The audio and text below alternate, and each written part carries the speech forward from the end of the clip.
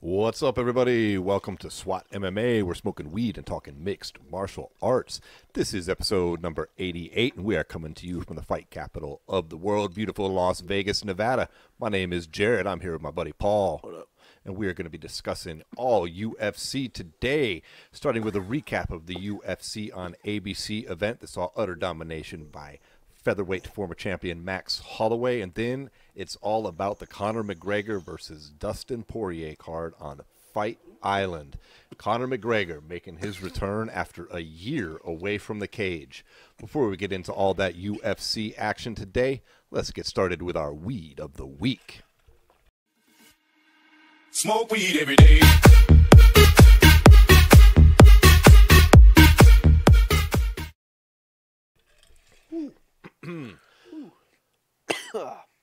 Paul just took a nice fat hit off of his dab rig on some San Fernando Valley OG shatter. We also got some flour today. We broke out the blueberry cheesecake. This is a cross of blueberry and cheese, kind of self-explanatory in the title there. Blueberry, everyone's heard of it, Class A cannabis strain, Paul. Yeah. It's a cross of purple Thai and regular Thai. It's a 2000 Cannabis Cup winner. Its history dates back to the 1970s. Created and bred by DJ Short. Cheesecake, of course, or excuse me, cheese. It's a skunk one phenotype. Somebody bred in a little Afghani over the years, they say. Not a lot of genetic history there, but together they work quite well. You know, blueberry, Paul, was one of the very first weeds like that I smoked where it was a known strain. Like where people are like, yeah, this is blueberry. And you could tell because it looked a lot different than the other weed. And it legit smelled like blueberries. Oh, yeah. Like, and of course, now you can find it with the prevalence of, you know, cannabis stores. Yeah. But a long time ago, it was one of my first known strains. Like, we'd smoked, you know, back then we were calling it kind bud. You know, we smoked fucking the good fucking weed. But blueberry, over the years, despite its, you know, its indica-ness, always one of my favorites. Cheese is from the UK. Strain created over there. Got its name because of the funk smell. Yeah. Yeah. I've got some pretty funky smelling cheese before. Yeah, definitely. I like cheese crossed into this with blueberry better than by itself. I'm not really a fan of the cheese strain by itself. But I think when you mix it in with this blueberry, it makes a nice, fruity, delicious tasting herb. Yeah. So the San Fernando Valley OG shatter, we've discussed plenty of times on the show. We're not going to dive back into that at all. But I'm going to go ahead and grab this little bong right here. I'm going to take me a nice fat hit. If you're listening, folks, I hope you're smoking on something good and legal as well. And, Paul, let's get started with some UFC action. Hell yeah. Well, hell of a weekend. Nice way to start off your time on ABC. I mean, we had, what, 3 knockouts in the first round? Yeah, we had 3 KOs and 1 decision in the main event, which was no one was complaining about that going to a decision. Yeah. Ultimately, we see what Max Halloway prevail. Max Halloway put on just a freaking clinic on Calvin Kattar and really cemented why he's on the upper tier of the division, whereas Calvin may have a little bit more time, a little bit more time in the gym to get a bit better until he's ready for a title shot. You know, it's a cliche to say it, but there are levels to this sport. Yeah. And I personally thought that Calvin was ready to come up to that next level. I thought so prior too. to this fight. Clearly not the case. And you also have to say Max put on an all-time classic performance. I mean, that wasn't just the usual Max Halloway. He's always good. He landed something like 437 of 700 strikes. That was a whole other thing. I mean, he was dropping hands, looking to the commentators, and slipping punches. Yeah. Admittedly, this is done at a time when Calvin was pretty well beat up and tired, but he was still dangerous and still winging blows. Well, and Max got him to there to make him that tired and got him to freaking a level where he was beating him up so bad that he was just like, he was almost goating Calvin on to be like, come on, open up some more, and I'm going to put you away. You know? He was. Calvin had been talking a little bit of that shit, you know, beforehand about how he was the best boxer in the UFC. And Max Halloway put a stamp on that, even mentioning that during the fight. Yeah. Yelling out at the commentators or at Calvin. I'm not sure who, but yelling out. I think he said the freshman just beat up the senior. Yeah. Like who's that. the best boxer now? Who's the best boxer now? Exactly. It was a hell of an entertaining fight, though. A lot of the commentary team I found annoying. The constant calls for the fight to be stopped. I see what they're seeing as well, but hey, if the corner didn't want to throw in the towel, here's the issue. Then I didn't have a problem with it. Yeah, that's the thing. The corner didn't want to throw the towel. Then also the issue is when he got into really bad situations and Herb was like, fight back or I'm going to stop it, Calvin immediately proceeded to throw back. He didn't want the fight with stopped. some heat, too. And he never was dropped. No. He never was literally dropped. So no, it wasn't like he was lying prone on the canvas getting beat on the head for too long. Which is where I think Max could have finished it. Is Max could have took him down and just beaten him up if he really wanted to. I was kind of surprised. He seemed to keep going like he was going to win with a TKO or a KO, but I thought in the fourth there was a couple times where it was like, oh, they could stop. I wouldn't have been mad if they stopped it. Yeah. I wouldn't have been mad if the corner threw in the towel. I was getting highly annoyed with the commentator team thinking that they know more than Herb Dean. If y'all are such great referees, you go ahead and step up and ref some fights then. Yeah. I sometimes wonder if there isn't a little heat left between them, if the commentary team feels a little protective of that incident between Herb Dean and Dan Hardy. Yeah. Exactly, and Dan Hardy. There was heat there, and I don't know, maybe there's still a little friction. I'm just speculating here. Yeah. But I just didn't understand. It was like a nonstop barrage of stop the fight for like 10 minutes.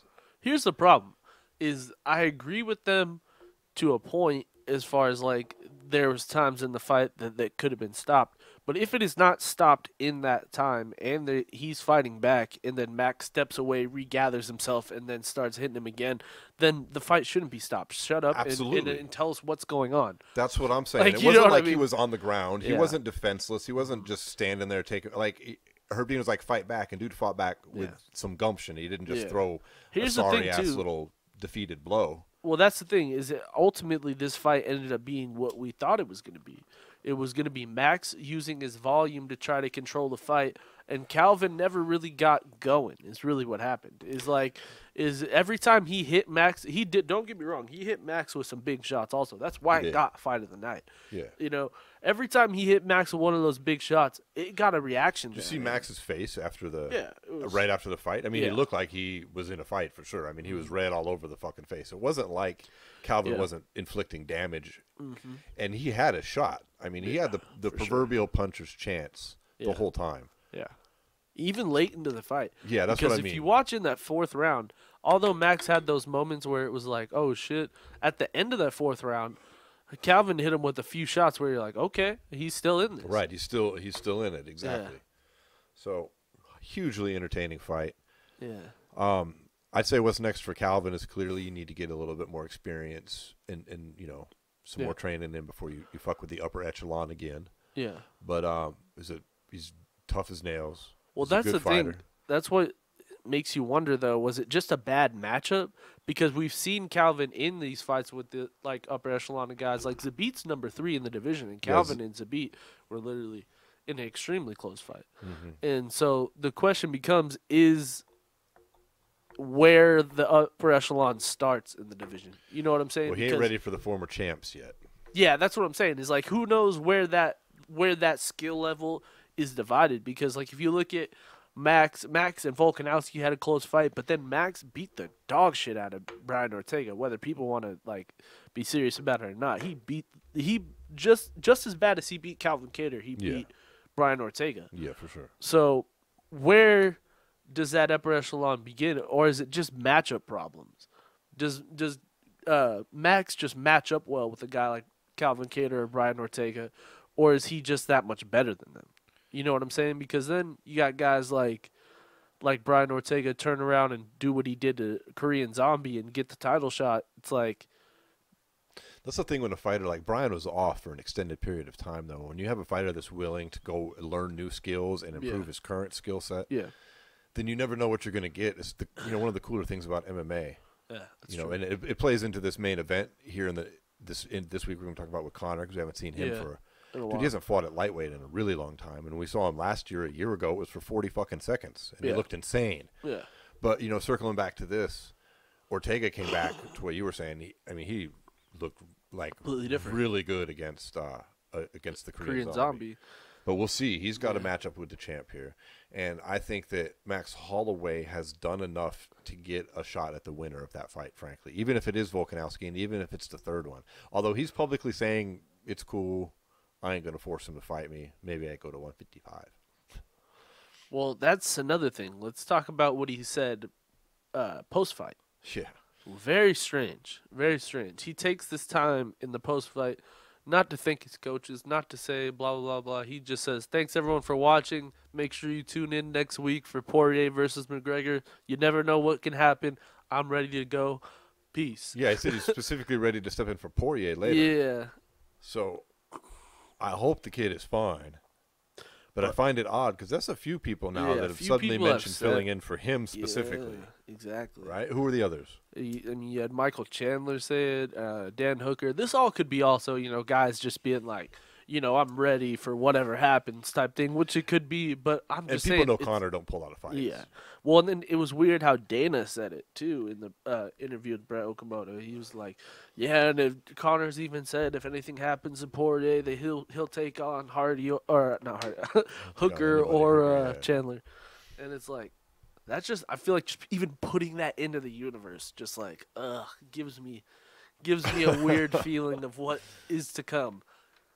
Yeah, let's hope it all. I want to see the scheduled fight as it's scheduled. Yeah. I know that could just be what you said. People trying to insert their name into the sweepstakes because Conor's never pulled out of a fight, even if he gets hurt. Yeah. I mean, he'd have to break a fucking leg to not be in the fight. Yeah. So we'll see. Hopefully it goes down as scheduled. But he's also was talking about Khabib as well. Max Halloway was. That's pretty intense. Point of it being, I don't want to see that fight either, but that's a lot of talk about 155, which has long been a thing that has been discussed about Max Halloway due to his 5'11" size. My issue with Max Holloway's, fights at 155 is I don't think he ever really adjusts to being a 155er. He goes to 155 with the same idea of going back to 45 after. Yeah, he's not changing his body type at all. Yeah, he's keeping I'd the like to exact see same him frame fully and commit. weight. Yeah, you know what I mean? Exactly. No, it would have to be a minute where he takes some time and puts on the weight. Yeah. Like Conor, which we'll get into later, but he's talked a lot about getting his body back into a 155 frame over the past year. Yeah. So it's not something you can just take your next fight in 3 months and suddenly you're a 55er. Well, yeah, you are technically, but you're a lot smaller than the other ones. Yeah. It's just going to be different. You're just going to have a size and muscular disadvantage in situations like that. And then let's also talk about something real quick. Do you think Max has the power to move up to 55? Because one thing we saw in that fight is similar. We were talking a little bit before the show about it. It was similar to like what the Diaz brothers do. Max does this thing where he's just gonna pop you. You know what I mean? He's just gonna let you know he's there, not necessarily to hurt you, but to stop your rhythm and stop you from ever gaining any momentum or any type of offense. So if he moves up to 55, I feel like he's gonna have to change his style just a tiny bit. Like that'll work at 55, but I think he needs to put a little bit more power behind some of his punches because the thing is even we saw it on Saturday night or Saturday afternoon. Max, even I want to say it's the fourth round when he was gonna finish him, he hit him with about 25 body shots, but not a single one was a heavy body shot. They were all bop, bop, bop, bop, bop, just working the body. He wasn't necessarily trying to put him away, and I think he was trying to finish him by TKO, thinking the ref would step in. Whereas I think Max needs to go finish people. You know what I mean? Like you can't. Although we talked, there was no way this fight was going to get shit by the judges. But in a situation kind of like the Volkanovski fight, where Volkanovski's hitting you with strikes that every single time are kicking your head back, right, and he's hitting you with leg kicks that are stumbling your legs and shit like that, and then you're hitting him with pitter-patter shots. You're hitting him with the more volume, but you're hitting him with pitter-patter shots. Naturally, you don't know what was going to happen when you go to the cards. You know what I mean? Whereas Max goes out and just finishes people like I think he can do. You think he's got the power? I think, yeah. I've seen him hit guys with shots that are like nasty, and I've seen him hit guys with shots that are 50% because he's gonna be there in that 5th round, and they're not. No, you know that's what I mean? for sure. So there's give and take to it, but I think to really cement where he is in the division, or him being champion, or him winning rounds in some of the judges' eyes, he's gonna have to start dropping people. Let's just be honest. It's going to be harder to do at 55. Yeah. And it'll be very helpful if he puts on some extra weight. If he keeps the same frame and bounces back and forth, he's going to have a real hard time putting people out. Yeah, his in my speed opinion. and consistency with his strikes is sometimes just unbearable. But it's for the guys who can weather it, like Volkanovski was able to, and throw back, it's tough. It's For tough sure. when it goes to the cards, you know? Well, how about that co-main event? Yeah, holy shit. I mean, that was a fight that's years in the making. We're my talking about a God. welterweight I can't showdown. believe these guys hadn't fought before. Matt Brown, Carlos Condit had been scheduled twice before, Yeah. like 2013 and 2018, I believe. Very back and forth this fight, huh? It was. I disagreed with some of the scoring. Yeah, I the didn't- scoring was very that strange. was bizarre. Weird. It was a back and forth fight. It was highly entertaining. I really respect both those guys. Yeah, well, what we saw was it was the first round. It was kind of a feeling out process on the feet, and then Brown was able to take Condit down, and then kind of that's where the fight ended, or the round ended. And spent, I think it was like 3 minutes and 20 seconds on top control, and then so the second round comes around, and it was the complete opposite. You know, they felt out on the feet, but then Condit was able to get him down and was able to control him for, I think it was a minute and 40 seconds of that round. And, you know, a lot of back and forth on the feet, but then ultimately I think Condit got the best of it. And then the same thing in the third round. And I think the third round's pretty much all Condit, in my opinion. It was. I think Brown was a little done. But then we go to the cards, and it was a 30-27 for Condit, which just didn't make much sense.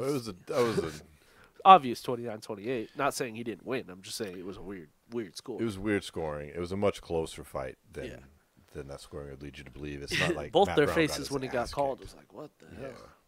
They both know that was some bullshit, but Yeah. that was still a fun fight. I don't mind fights like that. It's completely inconsequential as far as the division goes, but it was a blast to watch it. Oh, yeah. So, thanks to both of those guys for putting on a great, exciting bout. You know what was very strange?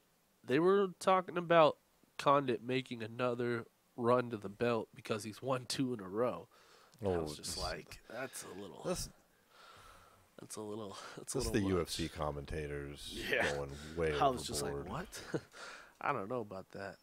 I've really not liked the commentary this past Few year. fights. It's just Yeah. gotten worse and worse. Well, and these past here's few the thing. ones have been. I like Dan are you Hardy. kidding? I don't like DC, but I can admit Dan Hardy's a little like both of them like to do the storytelling like type thing, and the problem with that is when you have two guys that are like that, you get these long-winded, like, you know, things that they're saying that for a second makes sense, but in the 30 seconds it takes to finish the story, at the end of it, you're like, Right. all right, so a whole bunch of shit just happened, and you just told us a story about a leg kick. You know what I mean? Exactly. They tell the story, and then they both get long-winded, and then And then so much has happened. Yeah. that the story becomes irrelevant because everybody's forgotten about the leg kick Exactly. or whatever it was. Yeah, and It's don't too get me much. wrong, they're good announcers as far as like they don't miss anything, but I just feel like it gets super long-winded sometimes with them, where they'll just get into these stories that are like 5 minutes, and it's like, what are you talking about right now, dude? You know what I mean? Like, that's just like sometimes like that's really what ends up happening is they just get in these long-winded stories. Dude, I like the two-man team better. I harken I like back the to the two. days of Rogan and fucking Goldberg. Everybody used to talk shit on Goldie. Goldie was pretty Dude, Goldie, because he said some silly shit good. sometimes. But that was his thing, dude. Yeah. You know, and I look back on that Even now, and Hennig I says stupid appreciate shit it every much once in a better. while, I don't though. like the three-man fucking team. Yeah. And these new guys, they just talk too fucking much. And they're not talking about what's happening in the fight. Yeah.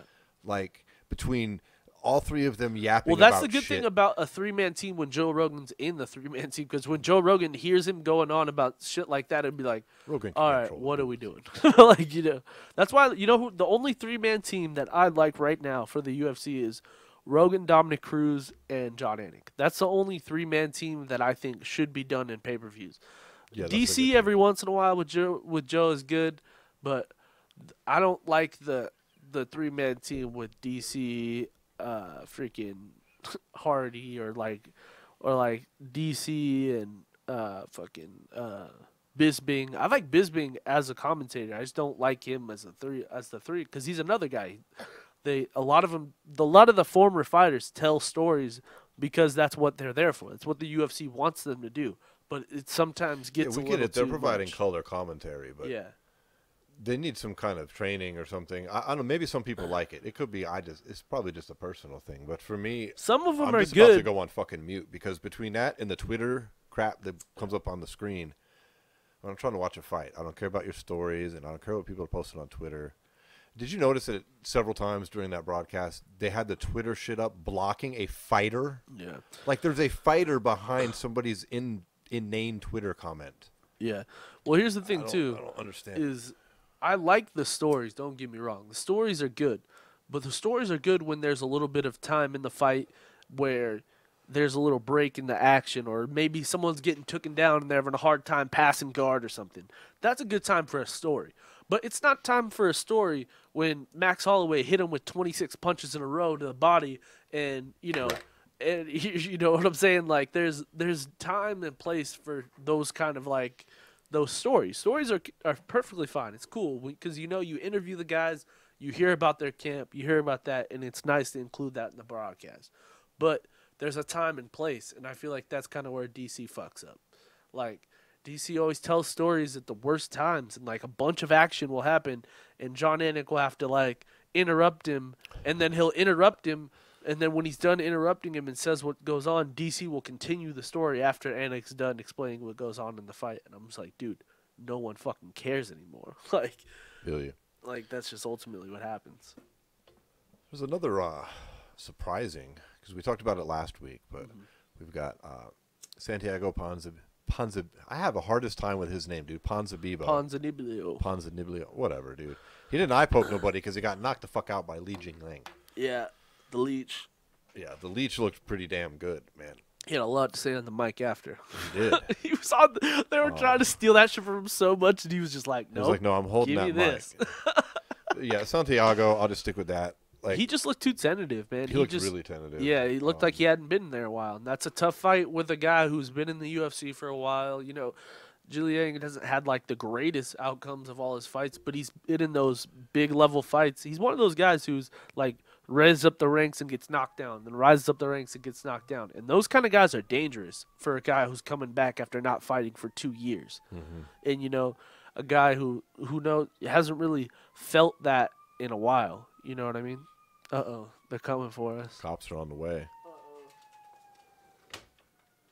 That better? Nope.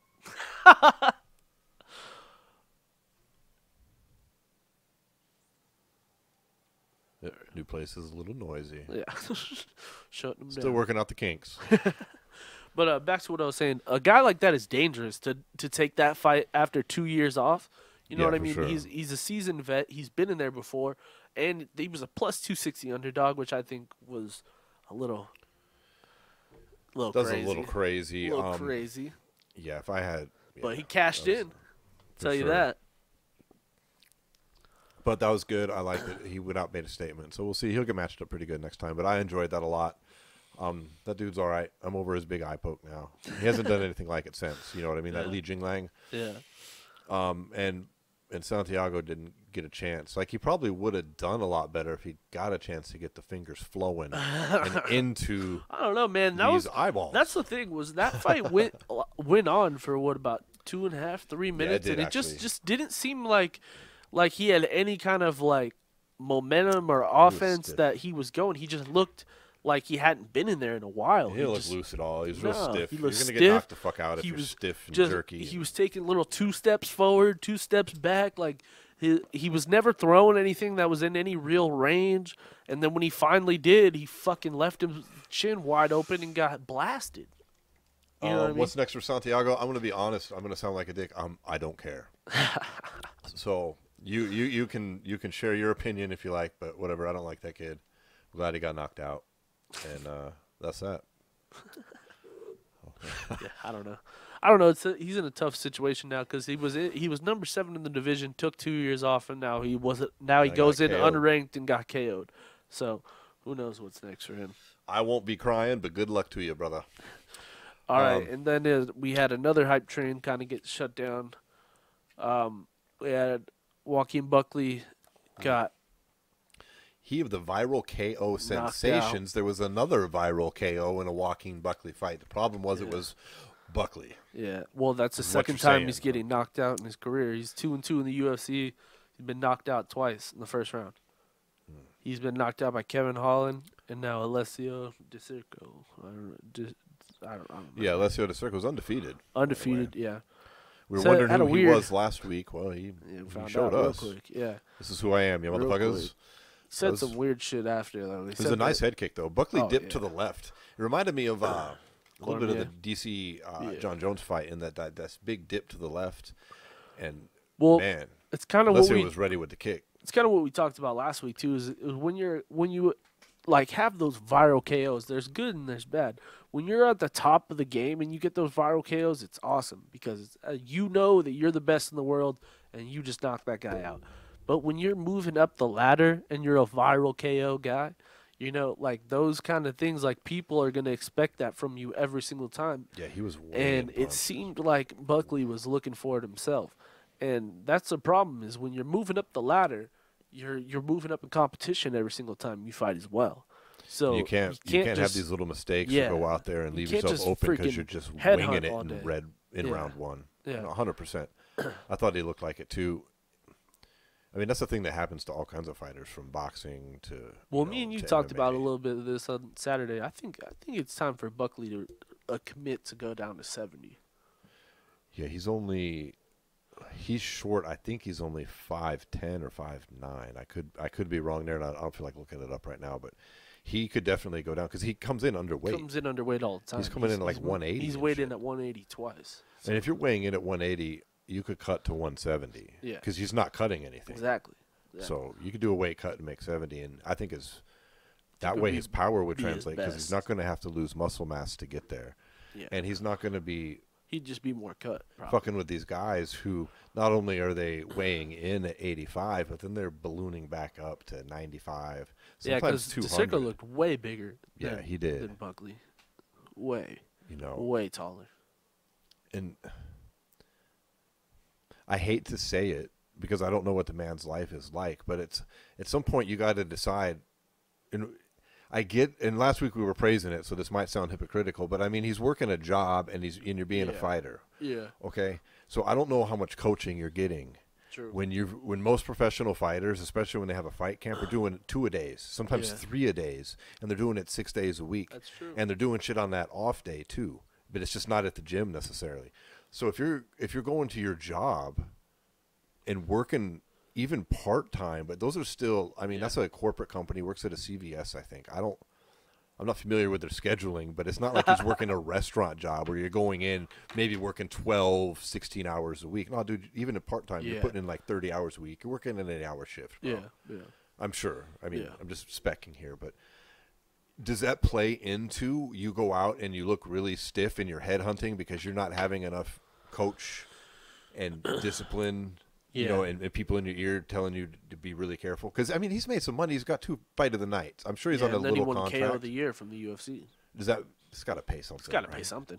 He got a trophy and shit. And Dana loves some of that shit so much. I don't know if the locker room bonuses are still a thing, but I would gotta imagine at least maybe a smaller version is still a thing. Yeah, for sure. I mean, maybe not like in the Fertitta's heyday, but Yeah. I mean, even an extra $5K is something behind the scenes. But you got at least $100,000 off that. Now we understand that's not all you're walking out with. Yeah.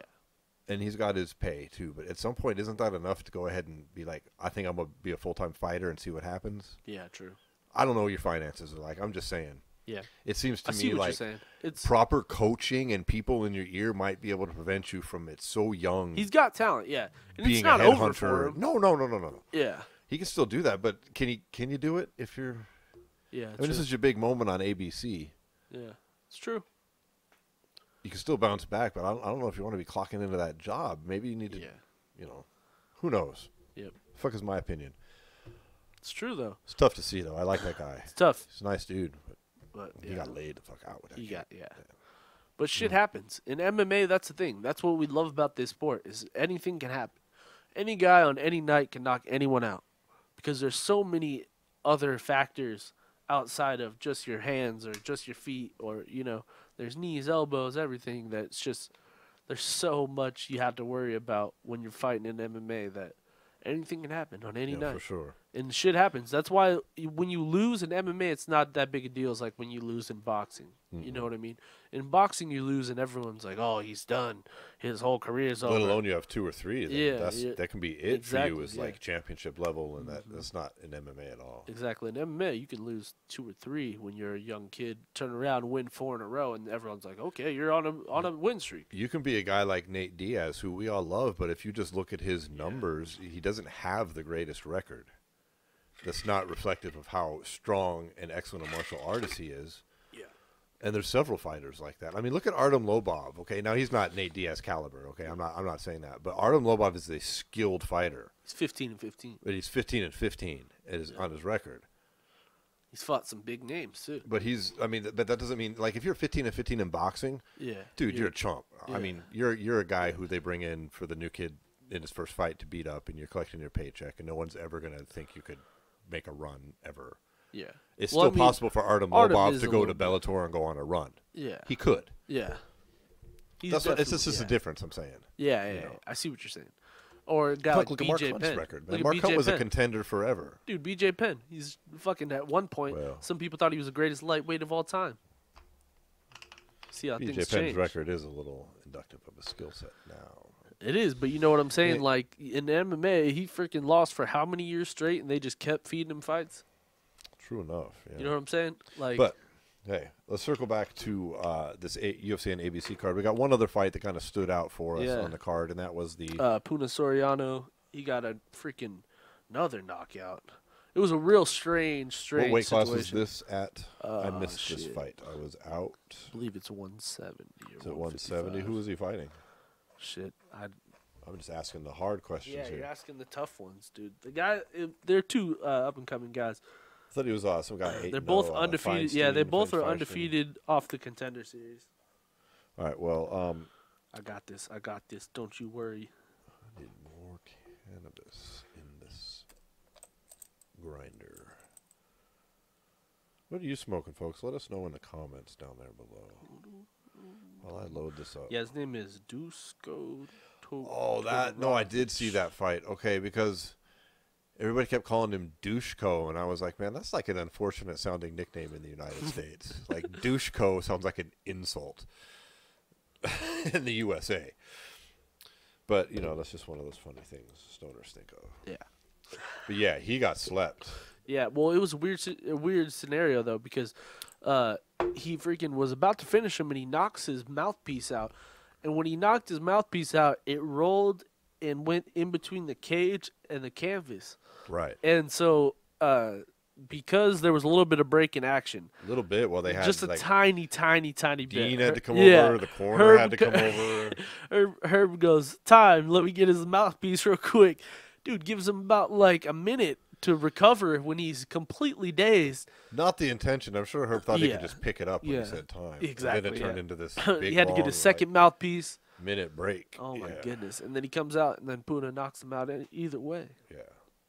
Dude has a future in this sport, man. We're talking 7 finishes by knockout in his professional career. It's 8-0 overall, coming from the Contender Series.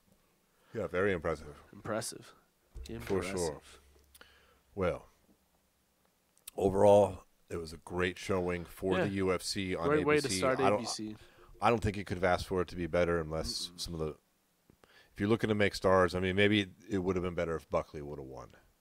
I'm just saying for the UFC, for the how brand, they're eyeballing it as a company because that kid had some momentum Mm-hmm. behind him. But then now it gets stolen by this other guy. So that's the way it rolls. So there is one UFC or MMA event, of course, this next coming weekend, which is going to steal the thunder from anything else going on, and it is the return of Conor McGregor at UFC 257 in Abu Dhabi against Dustin Poirer at lightweight. Now, it's kind of funny, Paul, because if you just look at the rankings right now, Poirier is higher ranked. He's number 2, and he should be number 1 because Gaethje is currently ranked number 1 with the idiot way that the UFC voting system works for the rankings. I don't know who these people are still voting. You think Dustin should be number 1? Dustin has a KO win over Gaethje. He does. So, yes, I do believe. But what Since have you they've done both for lost me to lately? Nurmagomedov. But I think Justin's win over Tony carries better weight than Poirier's win over Dan Hooker. I don't know. I think that's a whole nother debate.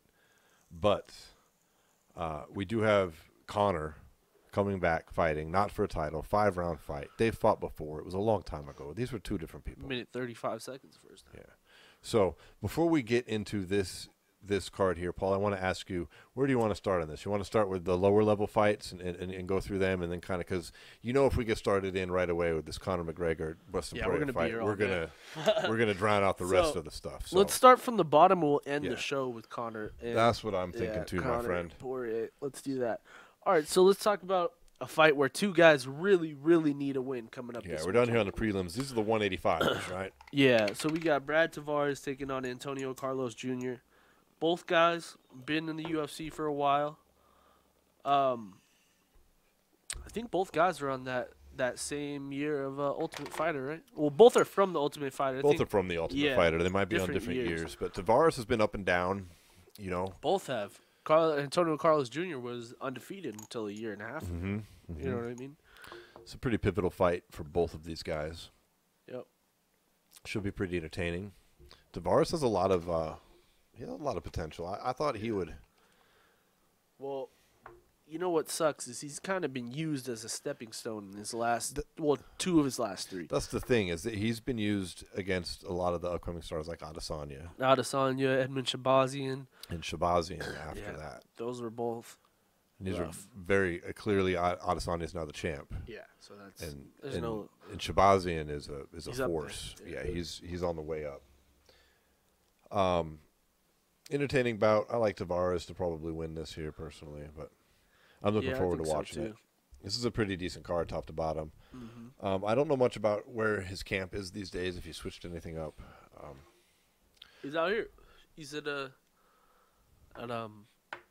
Extreme Couture. Is he? Yeah. He's still out here.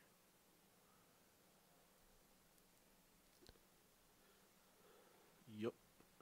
And Carlos Jr. He's coming off 2 losses. Lost to Uriah Hall in his last, or 2 fights ago, and then he lost to Ian Heinz in his last fight.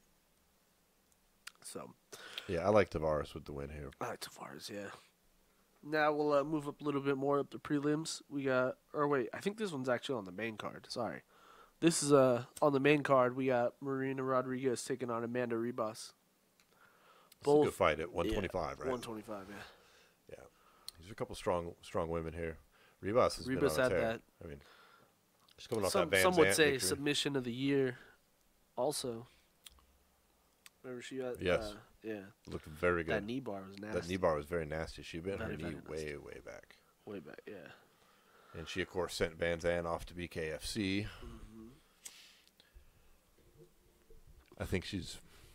I mean, this is what, number 9 versus number 8, right? Yeah, I Rodriguez feel like this is one's number kind of 8. a coin flip. This is a coin flip, but I'd pick Ribas here. She's just looked really good. She's trending up, yeah. Yeah, she She seems can to make be, waves. Yeah, she seems to be a legit contender. Yeah.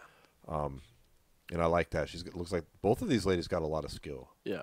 That division, that 125 division is really evolved. strong. Yeah, It's really absolutely. evolved. Yeah. It used to be a critique that a lot of haters like to make about these women's divisions, where they were top heavy. Yeah. That the champ and maybe the number 1 or 2 contenders are all the shit, and everybody else is lacking. You can't say that about this division. No, or it's really the really 115s anymore, or None- any of them. Honestly, none of the divisions, all of them have really changed. Tremendous growth in skills. Well, that's the thing is people have to remember when they say shit like that, is this fucking sport is only 27 years old now. I know. Like, come on. Let's just be real. How many other sports can you really say that about? Like, that are on television? Like, Exactly. You know what I mean? Most sports become, entrenched in a community and in a part of a culture and then become sports on television, like soccer or basketball or some shit like that. It's just sports people make up and then go. This is a fucking fighting style that was outlawed for being barbaric and all this shit not too long ago. Like, this was I know it just got legalized in New York. Yeah. I mean, literally. the past handful of years. Yeah. And so when you look at that, you have to remember that people are going to evolve constantly as the sport gets bigger and bigger and bigger. And that's the thing is that I think the next step of where this division has gone is now we're seeing athletes from other sports, just like how Valentina was great in kickboxing and Joanna and all of them have started to integrate themselves into the UFC, and just the overall athlete of each fighter's and you gotten got like Kayla better. Harrison coming in. Yeah, people like that just the athletes that are moving Clarissa on. Shields Yeah, coming in now. exactly. Like, and not for one-off fights, but learning MMA. Exactly. Kayla clearly from the ground up. And we Clarissa's saw doing the that, same. and we saw that in MMA on the men's side early on as well. With tons of different wrestlers, kickboxers, all kinds of shit like that. But now I feel like the next step we're gonna have, whether in MMA in general, is now kids are training MMA as children. That was never before. Like now it wasn't we're even a thing. You had to run around and just train different disciplines and different gyms. Exactly. That's where I feel like that's why people, when they throw out criticisms like that, I just feel like it's so premature to say something like that. It's Those like are shitheads we're for the still most part so anyways. it's still so young as a sport. You can maybe say that like 20 years from now, when that generation is now everybody knows everything. There's still, even to this day, there's still guys who are specialists who are getting away with being specialists. You know what I mean? Whereas in 20 years from now, it's not going to be that way. Maybe even 10 years from now. No. Shit's changing. So, yeah, I don't like when people say shit like that. No, those are typically shitheads who don't want to see women fighting anyways. Yeah. Yeah. Well, yeah, I'm taking Rebus. Yeah, we're both liking Rebus in that fight, for sure. Yeah. All right, well, then we got a couple other guys at 155 making some noise. This is one of these like fights where I feel like being on a Conor card can really make a name for yourself. We got Matt Frivola taking on Ottoman. I'm not going to do that. Azatar. Ottoman Azatar, I do believe it's how you say it. Okay. Well, a couple guys who have been like Frivola's been around. Azatar, this is his second fight in the UFC. Yeah, but he made a statement with a KO in his first fight. It was very impressive. Oh, my God, he slept that fool with a right Dude, hand. that was, like, vicious. And that was when we still had crowds. Like, when you can make a noise like that, knocking somebody out with a full crowd in the stadium, too, it's like, yeah, you hit that motherfucker hard.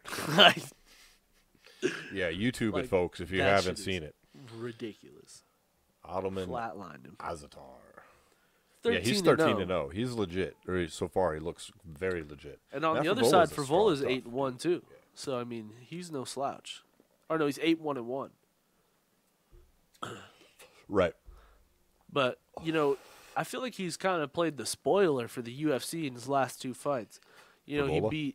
he beat Jalen Turner and he beat Psycho Bob Ross.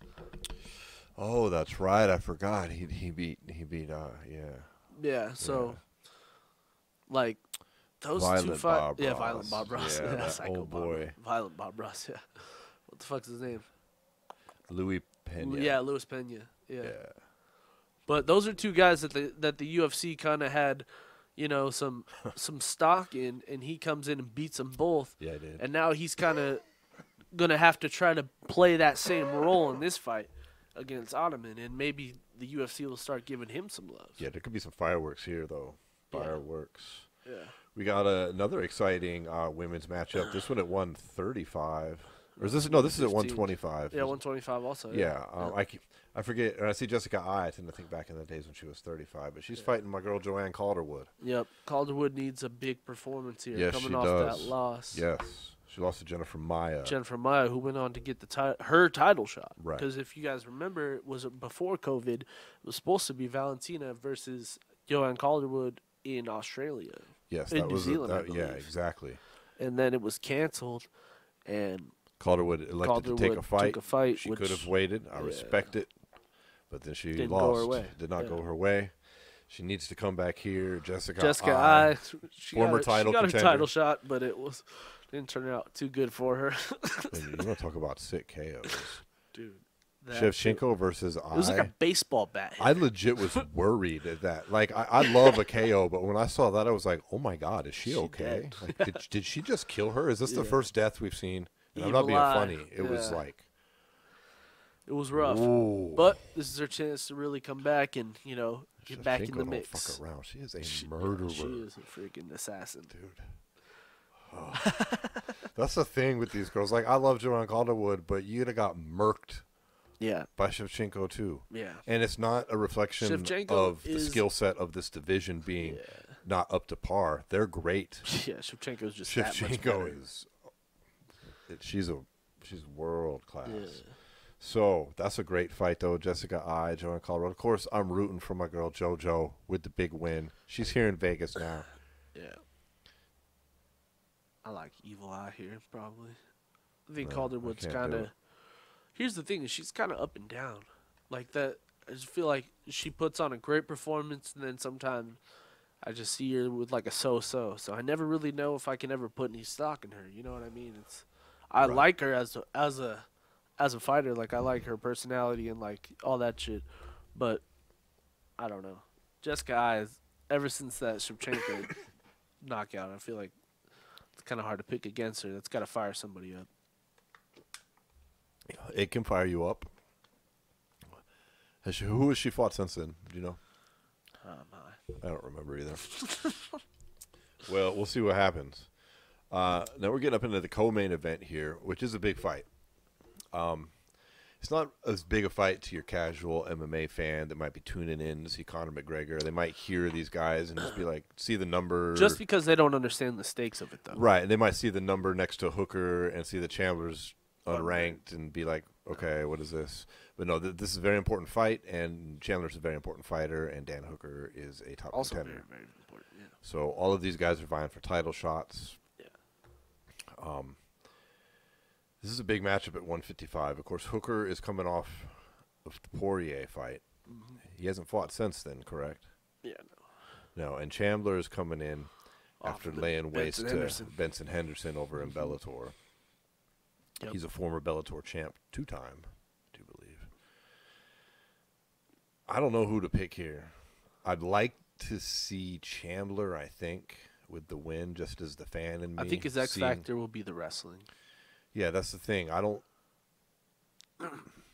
know Hooker has got stand-up, but I don't know what his wrestling game is like. I do. I've seen it. Remember when he fought Paul Felder? Paul Felder was pretty easily able to take him down. That is right. I do remember. And, yes, Paul Felder did take him down quite a bit. Ooh, that's going to be tough, man. Yeah, that's why I'm. That's why I think the X factor is going to be. But on the other side, I do think Dan Hooker's a much better striker than Michael Chandler. If Michael Chandler decides to stand with him, I don't think it'll end up well for him. I would be surprised if that's what happens. I'm expecting some takedowns and some ground and pound attempts. Yeah. And we'll see what happens. Well, if you really look at Michael Chandler's performances in Bellator, outside of the Pitbull fight, in those big title fights he had at lightweight, that was generally his MO. You know what I mean? Right. When you look at like the Brett Primus fight, when he tried to stand with him, he had that weird leg thing. But then when you watch their rematch, it was all Chandler taking Primus down all day. Didn't even let him get going. Just took him down, controlled him, beat him up. Took him down, he wasn't controlled about him, to beat lose him again, up. You know? Yeah. So I feel like that's going to have to be what he has to do in this division, because there's a lot of elite strikers. And obviously we've seen Chandler strike and we've seen him knock people out, so we know he's no slouch, but I don't think he has the striking on the level of someone like, Conor or no, and it's just hard to compare because or Dan Hooker or it's not insulting Bellator to say there is mostly a skill difference. There's a reason that Benson Henderson got cut from the UFC and is getting murked in Bellator by he Chandler. left the UFC. Okay. He did. He signed a free agent. He was the first. Yeah, he's a free agent, right? They did not sign him. They were like, "Yeah, you go ahead, guys." No, so you're right. Technically, he didn't get cut. He yeah. was like, because in the UFC was like, he had an offer from. He had a year offer from both. He took the better one from Bellator. Well, kudos to him, but he's clearly a fighter on the decline. Yeah. Dan Hooker would murder Benson Henderson in a probably, fight. Yeah. Okay. That's my point. Yeah, I get you. So it's hard to judge Chandler's skill set. Like, you don't see, Primus isn't making his way into the UFC anytime soon. Yeah, true. Do you know what I mean? Like, Dan Hooker would probably murder that kid, too. Yeah. So this is more of a test, I think, for him here. If he gets the win, do I think he gets the title shot next? Maybe. And before we can actually discuss if either of these two guys get a title shot, and before we get into the actual main event, we have to discuss this bullshit created by Dana White. Make your pick first. I'm picking Michael Chandler, probably by decision. I don't think he's gonna. Dan Hooker's tough as fuck. I think he's gonna get taken down. I think it's just gonna be a takedown, beat him up on the ground. Me too. I think he could finish him maybe on the ground just by a TKO. All right, so let's start. And if we sound annoyed, folks, if you haven't heard, I feel like everyone should be annoyed. Even the fans of Khabib should be annoyed. Everybody that I've seen online, is annoyed. All response has been nothing but annoyance. And what we're talking about here is Dana White has been hyping this meeting, quote unquote, he's having with Khabib Nurmagomedov about Nurmagomedov coming back and fighting one last time, despite Nurmagomedov every time he comes out in public saying nothing of the sort. That he is retired gets. Yeah. So they have the meeting. I mean, good grief. They're putting it on Instagram TV. Remember, they're walking in. They're like, the door's shut. Ariel Helwani's like, if you could charge $19.99 to watch this, would you pay the pay-per-view? I said, yeah. So the fucking thing happens. And first they say we're going to get a press conference, right? They're like, there's going to be a press conference leading up to the main card, whatever. And then all of a sudden it was just Dana White standing there. Yeah. With John Anik, right? Uh-huh. With the most ridiculous non-announcement of all time. Or what does he say, Paul? He said, Khabib, he's had blah, blah, blah. He pretty much explained his whole situation. Then he goes, he told me that he's going to have to see something special from somebody, maybe Charles Oliveira, maybe Conor, maybe Dustin this weekend, and maybe convince him to come back. It's like, what the fuck is that? That's that's not an announcement. So Khabib says he doesn't want to hold it up. Dana spins it as but he doesn't want to hold the division up. And then Dana is spinning this as Khabib shows Khabib something special and earn that shot, maybe, with a big maybe after. It's like, earn that shot, maybe. Yeah. You can hear it if you listen. He says the maybe. Yeah. So it's a non-announcement. It's a non-announcement, yes. It's no new information whatsoever. Yeah. Khabib is still retired. He is not agreeing to fight anybody. But Dana doesn't want to rip the belt off him yet because he wants to convince him to fight. That's ultimately why he still has a belt on him. Khabib himself said that this fight with Dustin and Conor should be for the belt. Literally, he said that. Yeah. Himself. I remember. And then 3-4 weeks ago. Dude, you want to talk about something real quick though that we haven't talked about at all? Is it related to this? Yes. Yeah. So, what's up with? So Khabib's gonna be there. Khabib's there. He's in Abu Dhabi. Yeah, but he there's said he's video. leaving. There's video of him there today. Oh, he said he's leaving before the fight. I doubt He's that. like, nah, I ain't sticking around. I doubt that. There's. I'm sorry, but you better hold. There better be 2 different hotels for Conor and Khabib because I don't think so anymore. Conor's there with his kids and shit. Not all day. Not all day, bro.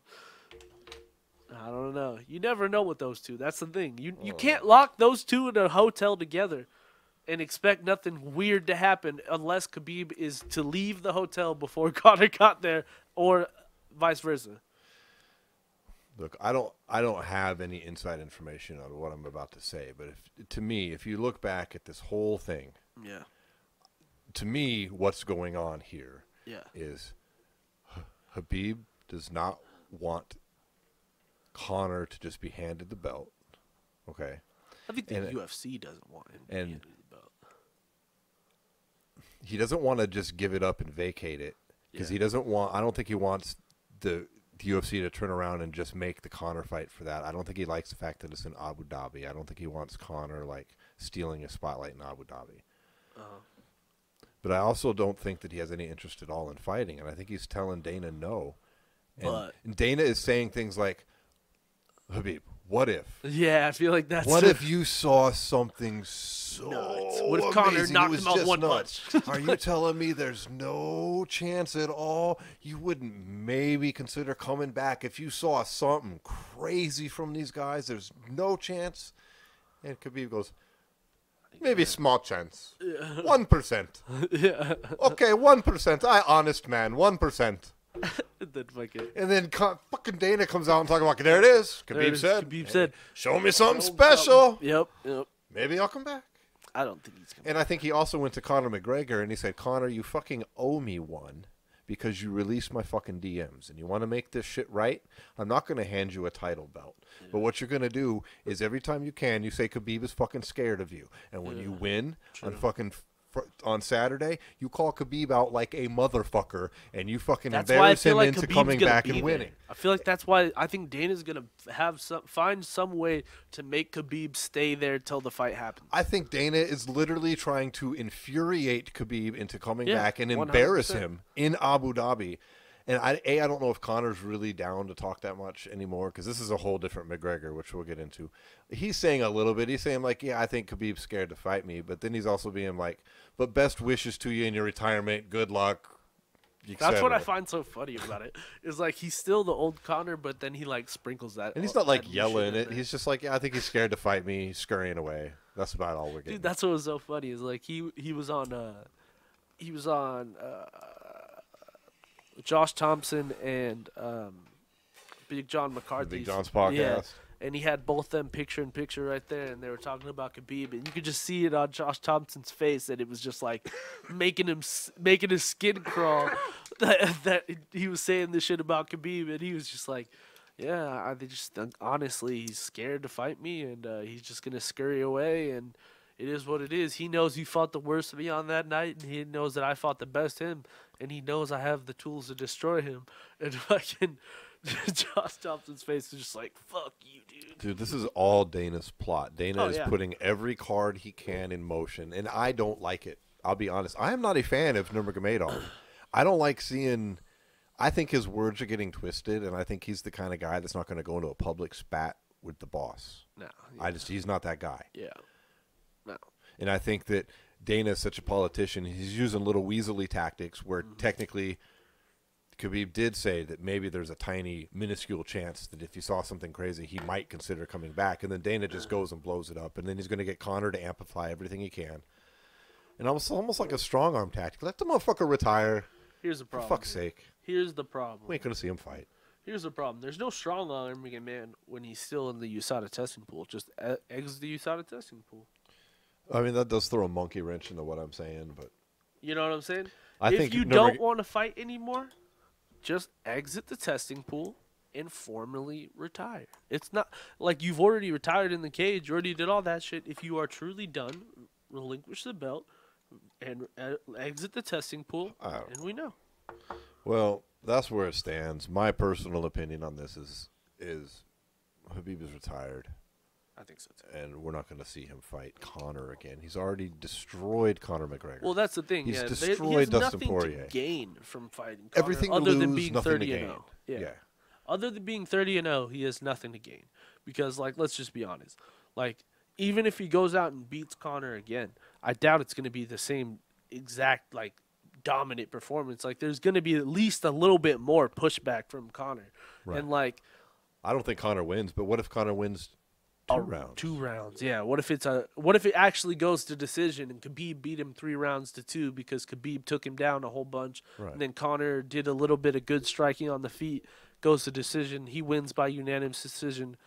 But then some of that shine is gone. Well, not even that. People are just going to be like, oh, see, he should have stayed retired. He got, there's that talk too. There's nothing to gain for Khabib's already done what he's done. He was dominant as fuck. He got out with a fucking truck full of cash and a belt. Yeah. And I don't see why he would need anything else. And an intact legacy that no one can say shit about. And an intact mind and body. And like everybody's like, oh, well, 30-0 sounds so much better than 29-0. Oh, just stop. That's childish semantics. There's no difference. There's no difference, and no one's ever been undefeated. It sounds better because it's a round number? It's even, so it's better. It's the beginning of a number. series. It's a 30 instead of a 29. It's so Yeah. much better. So much better. Just stop. I say leave the man alone. Give him all his due respect as the king of the fucking lightweights until somebody proves him different. Yeah. I don't think he's the greatest MMA fighter of all time, but for me, He's definitely he's greatest definitely the lightweight greatest of all time. lightweight. I mean, how could you say that? Yeah. I mean, But he's definitely not the greatest of all time. no. That's the thing. There's a difference, man. Like I'm not gonna be a hater and say Khabib's not the greatest lightweight of all time. He's for sure the greatest lightweight of all time.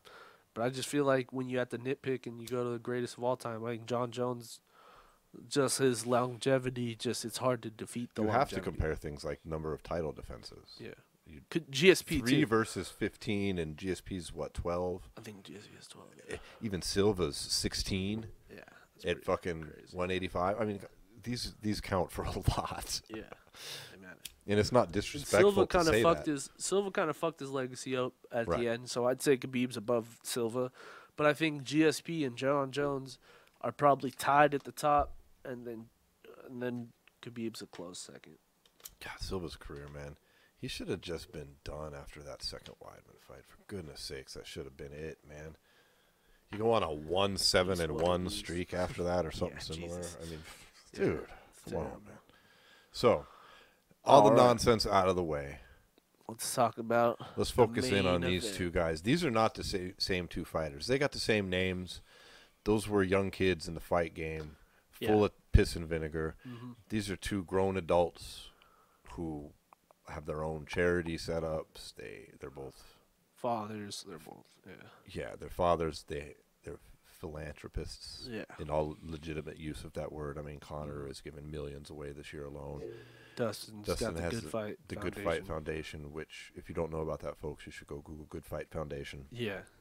It's They're an actually excellent thing. using the money that Connor's donating this fight to build a MMA gym in underprivileged neighborhood and like give kids free MMA classes. Yeah. Which is pretty dope. Conor just did this great interview with Ariel Helwani, like he's been known to do every time he kind of, Yeah, makes he a always does. comeback. Yeah. And while he is predicting a 60-second victory, if is what he'd like to do, he's very respectful of Poirier. Yeah, for sure. He's had nothing but wonderful things to say about the kid. How he handled the loss so well. Because if for those of you that somehow might not know, he got knocked out in what, a minute and 30 seconds Minute or so 35 or something like that. Yeah. by Conor McGregor at featherweight. Yeah. But then went on to win an interim championship at lightweight, and been on a great run. Conor, of course, is not the same fighter either. Yeah. And I find this new Conor refreshing. He's calm, cool, collected, respectful. He talks a little bit of shit because he's Conor McGregor and it's the fight game, but it's not outlandish. He's not, especially in this fight at least, he's not acting a fool. Yeah. He's not even calling Dustin P-head. He could have used it still. Right? But I'm excited for it, though. Here's where I think it all tumbles down. Is I think Connor's inactivity is going to be the reason he wins this fight.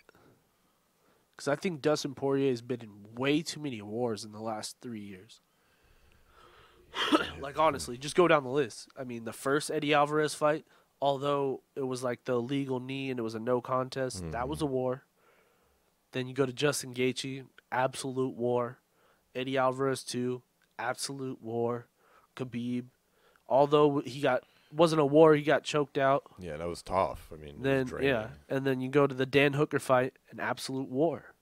So what And in he's those saying he like? wants another one here with Conor. Of course he does, because he knows that he can survive. Or even Max Halloway, that was a war. It was. Like, let's just be honest here. Like, there's Yeah, Conor there's don't have this no wear and tear on him tendency like that. of these just absolute barn burner of fights for Dustin Poirier to get into and for him to dig down deep and go and win it, and that's great.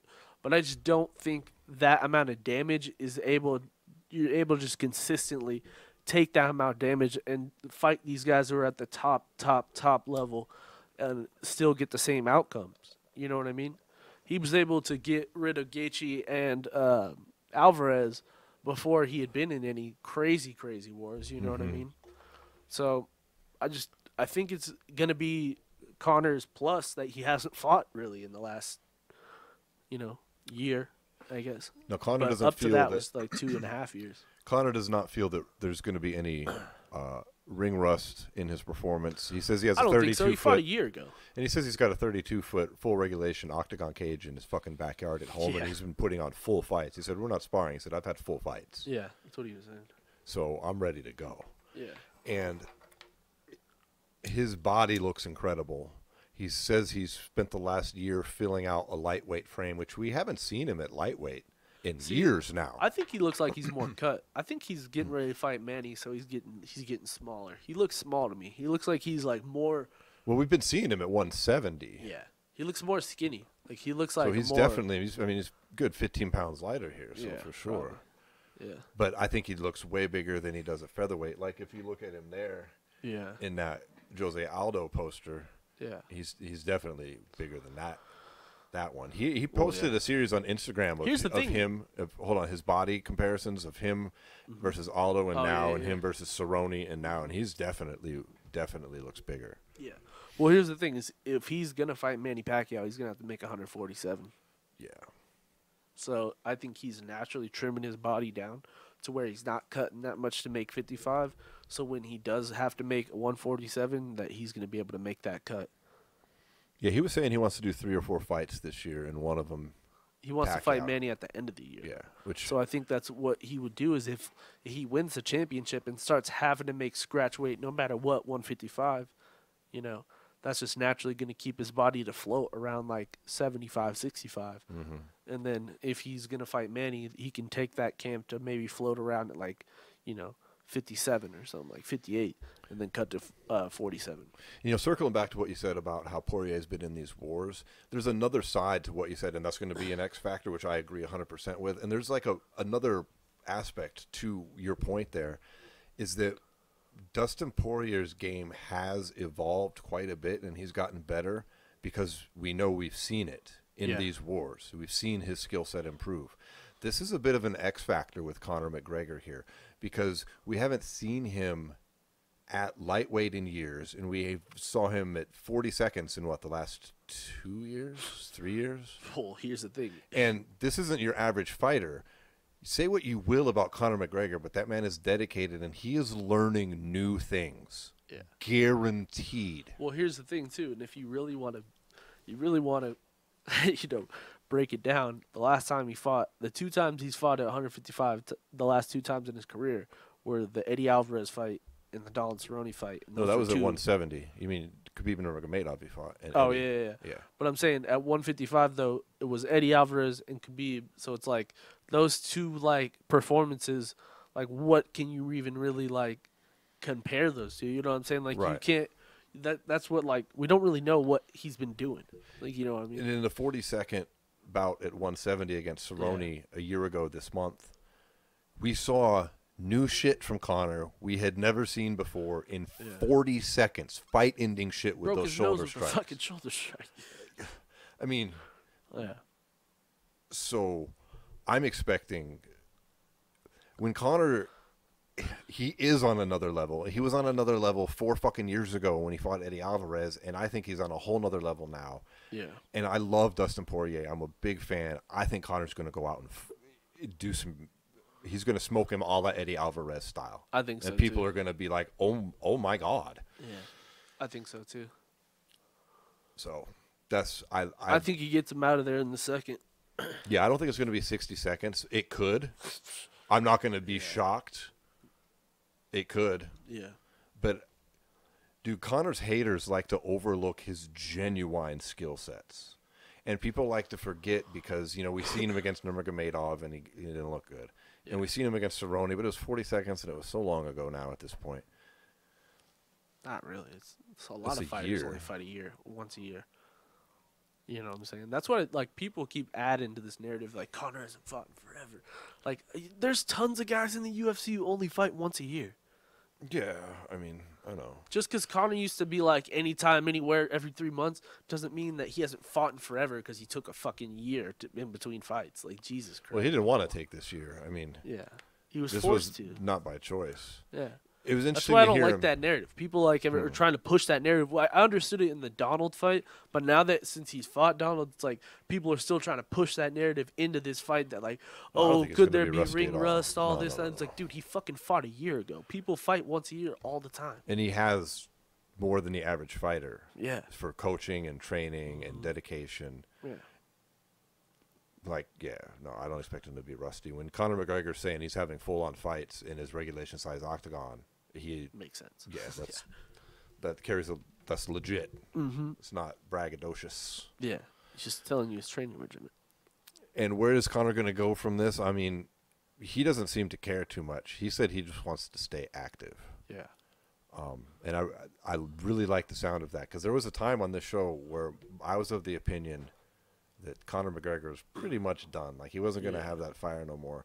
And to hear him speak solely of competition, like he broke down that Diego Sanchez bullshit too. Yeah. You know, where he was saying, you know, because he got some flack, like, are you calling out Diego Sanchez? You'd murder that guy. And then Dana tried to throw shade on it, like, yeah, we'd go to jail if we'd sanction that fight. Yeah. And Conor said, you know, there was coming at a time when Diego was respectfully saying he wanted to fight him, and he was just trying to return the respect as a legend of the game, and just trying to stay active and do shit, not like it was earning him a fucking title shot by beating Diego Sanchez. And he's just wanting to compete. This desire to compete could pay off this year. Yeah, for sure. Even if he doesn't get the title shots. I don't see why not. I don't want to see him against Khabib. That'd be some shit if he did, I guess, and beat him. I don't think he beats him. I just can't. I can imagine it, but I can't picture that in reality. I've seen nothing that would indicate that he can beat Khabib. I don't see anything from anybody that's going to beat that You know what? You know what would make me think he could maybe fuck with him? Huh. Is if he fought Poirier, wins, fights Michael Chandler, stuffs all his takedowns, and beats him. That could be. Then I'd be like, all right. But by then, or he beats Poirier here, turns around, and beats Brox Oliveira. If he can beat Charles Oliveira and Charles tries to take Conor down and Conor's able to defend it, we're talking a whole new game. Like, literally. That would make the roar for him to fight Khabib raise through the roof. It's if an he were interesting able to beat conversation, Oliveira or Chandler and able to handle either or wrestling. because his critics will say, well, he's shown, you know, he could look, Mendes took him down. You don't think he's been working on his fucking wrestling and takedown defense the past 4.5 years? Like, come on. Well, look at Alvarez. Alvarez tried to take it. him down multiple times, and he stuffed every shit. single one. Look at Nate Diaz. He stuffed Nate Diaz takedowns. Like, come on. And when Nurmi takes you down, I just don't think that really is a lack of skill on your part. He takes everybody down. It's an endless pursuit for him. Yeah. So I don't think that really throws shade on Conor's wrestling skills. But I don't know. I don't know if I want to see that fight. I expect him to win this weekend. I expect it to be a good fight. I kind of hope it does last a couple rounds because I'd really like to see his improvements. Yeah, is he going to go out there and be like, you know, Adesanya in fucking God mode? Yeah. True. Or is it going to be a war where he's taking blows and we're like, damn. That's one thing is he has a chin. People got to remember he freaking got rocket launchered from fucking Khabib to the face. Took everything Khabib tried to finish him with and didn't get finished. And then kept going. And then with his hands right down by his waist, standing there like a jackass. And then if you look at the same thing in the Diaz fight, Diaz had him hurt bad and a few times, and he still didn't get finished. The only way people finish him is making him tap. Like, that's really ultimately. And on some level, dude, you have to admire he is definitely pursuing the rematch with Nurmagomedov. Despite getting his ass kicked. Like, he clearly wants that fight. And whether or not you think he can win and whether or not you hate him or love him, you have to respect the fact that he's like, no, I'm coming. Give me another chance. Yeah. Motherfuckers. Yeah. You know. Well, it's that's a good pursuit, drive. It's a good drive. He did also say he is interested in doing tough with pretty much anybody. Yeah, he said he's up to a fight against Ally Quinta also. Yeah, he mentioned Ally Quinta. He said he didn't like that shit he was talking. Yeah. So he'd like to get that one. And then I'll watch it. Then he gave him props on the. Dude, what if they do Ally Quinta game versus Conor and fucking in the Ultimate Fighter? I'll take that. Conor literally said he would coach the show against anybody. Yeah. I would watch it. He seemed very interested in coaching. Yeah. Well, he said that he has found this new profound like love for what coaches do. He's like, people don't realize how much they give up. You know what I mean? A coach is like ultimately giving up so much personal time to teach the youth and teach the kids in the generations of sports that go through their gyms. And he was like, that's like I want to be a part of that now. Like before I never understood it. Now I get it. Like before I thought it was just a team. You know, you come with a team, but no, these guys give up their lives, you know, their money, their this, their that. Yeah, it's very to be a rare for coach. these guys to get paid. Dude, there's so many coaches I can look back on from wrestling that I look back on and like they did so much for me as like a kid and for so many other kids and you know so many different like you know successes and stuff like that like ultimately don't really get paid much from the fucking school districts and shit like that. 100%, man. Come on. Same thing in my boxing gym back in the day, man. My head coach leading up into the Golden Gloves in Colorado, the dude lived. He slept in the gym, dude. That was like he was fucking living in the gym. Yeah, and he wasn't the gym owner. Yeah. I mean, he was like. I thought you were saying he was the owner of the gym. Nah, I mean he was the fucking one of the coaches that they're like, yeah, dude, you can crash here. Damn. You know. Yeah. But I mean, at the same time, he was at the gym all fucking day long, working with like I was 14. You know. Yeah. Like he's working hours with me in the fucking gym. So. Yeah, people like that. He didn't get fucking rich, you know, off that shit. Well, that's another thing is Conor saved one of the gyms out in Ireland, one of the SPGs that was going under. Yeah. And that's why he was talking about that with Ariel. Is they were talking about how he saved that gym from going under, and he was talking about how like all the coaches and stuff like that didn't deserve to go through that like situation that like you know what I mean. Right, it's completely out of their hands, and they're losing their stuff. Yeah, their livelihood. I would encourage everybody, like even my own mother doesn't like Conor McGregor. She just does. She's like, she gets turned off by all the shit talking and stuff of the days past. And I would, if you're listening and you're one of those folks, I get it. But I would encourage you to check out that new Ariel Helwani interview with Conor. You can go find it on YouTube or it's on ESPN. I'm sure it's airing multiple times. But this is a new Conor. This is a more mature man who's definitely got his head on straight. Yeah. I thought it was good of Ariel to also bring up the allegations that he brought up a year ago. Yeah, how they were debunked. And yes, because those have it's been years now, and all those people run around calling Conor a rapist and all this and that. You know, nothing stuck. Yeah, it's been years now. Like clearly, it's not true. If it was true, it was good to see Conor and his reaction to the fact that. You could tell he was quite upset that had happened. And glad it's over with now. And I think that it needs to be pointed out that the man never was under any type of charges or anything of that nature. Well, and fucking Kevin Iole and all those people who wrote those fucking stories that basically made him seem... Dude, they made it sound like he was he was under arrest. Yeah, like he was under arrest, great suspicion, and it was nothing. It was nothing. Nothing came of it, so you should all apologize, motherfuckers. I know, seriously. I mean, that's kind of what I was getting at, but it's like, so it's good of Ariel to bring that up because that is some things that I'm sure some people were wondering because such noise was made out of no charges and nothing ever coming. And you didn't hear any apologies or, by the way.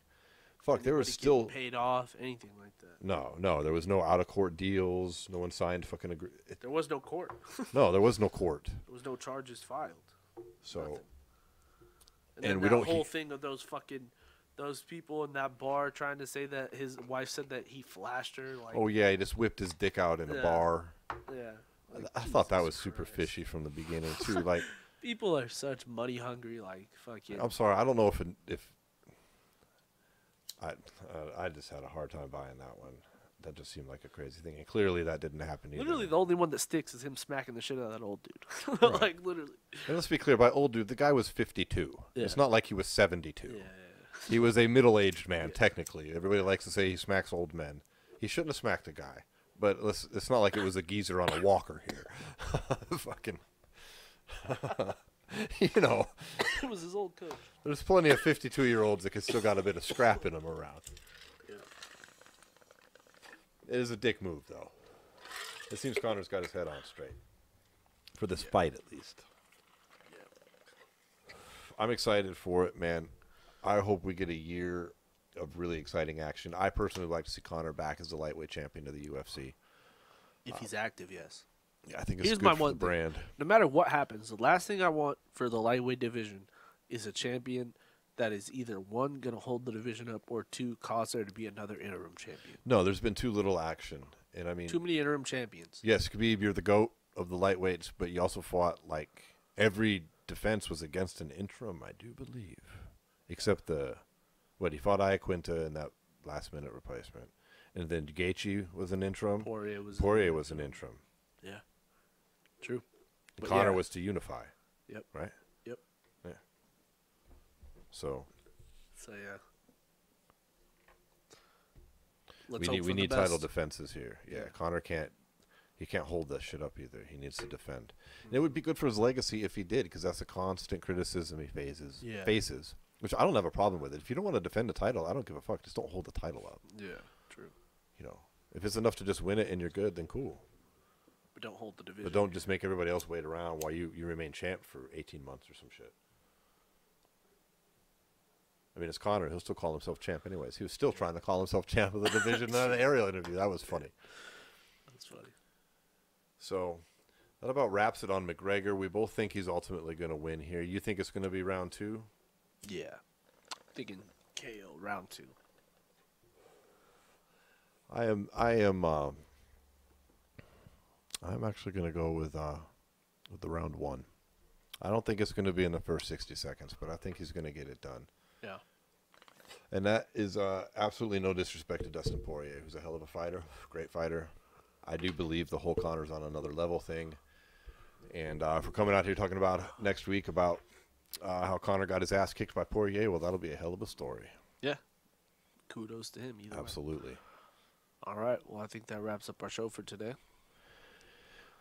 Find all the information for our show, whether you like to listen to it on Spotify, Apple Podcasts, Google Play, anywhere you get your podcast from. You can also find it WBUZ95 on radio.net, Orange Radio app, and all that information is located in one handy spot. SWATmade.com, where you can head over there, click our gear button, buy yourself a nice t-shirt, maybe a jacket. Support the podcast, motherfuckers. Keep smoking. See you next week. Peace.